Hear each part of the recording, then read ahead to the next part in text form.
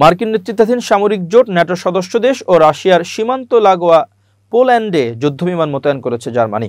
মঙ্গলবার জার্মান প্রতিরক্ষা মন্ত্রণালয়ের কর্মকর্তারা বিষয়টি নিশ্চিত করে জানিয়েছেন, 5টি জার্মান ইউরোফাইটার টাইফুন জেট পোল্যান্ডের রাজধানী ওয়ারসোর পূর্বে মিনস্ক মাজোয়স্কি বিমান ঘাঁটি থেকে পরিচালনা করা হবে এবং আকাশসীমা নজরদারি কার্যক্রমে পোলিশ বাহিনীকে সহায়তা করবে।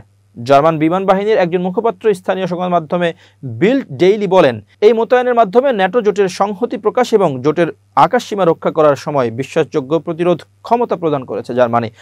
প্রতিরক্ষা কর্মকর্তা জানিয়েছেন, এই অভিযানের জন্য বর্তমানে প্রায় 150 জন জার্মান সামরিক কর্মী মিনস্ক মাজোয়স্কি বিমান ঘাঁটিতে মোতায়েন রয়েছে। এই অভিযান প্রায় 1 মাস স্থায়ী হবে বলে আশা করেছেন।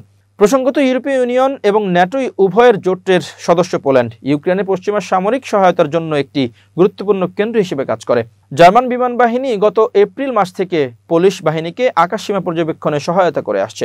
এদিকে মার্কিন প্রেসিডেন্ট ডোনাল্ড ট্রাম্পের রাশিয়ার কাছাকাছি পরমাণু অস্ত্রবাহী সাবমেরিন মোতায়েনের প্রতিক্রিয়ায় 1987 সালে যুক্তরাষ্ট্রের সঙ্গে স্বাক্ষরিত ইন্টারমিডিয়েট রেঞ্জ নিউক্লিয়াস ফোর্সের চুক্তি থেকে নিজেকে সরিয়ে নিয়েছে মস্কো। এই চুক্তির ফলে দুই দেশই একে অপরের দিকে তাক করে তাদের স্বল্প ও মাঝারি পাল্লার পারমাণবিক ক্ষেপণাস্ত্রগুলো মোতায়েন স্থগিত রেখেছিল।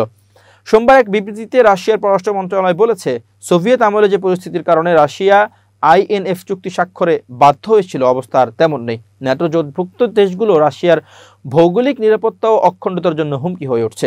এ কারণে রাশিয়া আইএনএফ চুক্তি থেকে নিজেকে প্রত্যাহারের সিদ্ধান্ত নিয়েছে।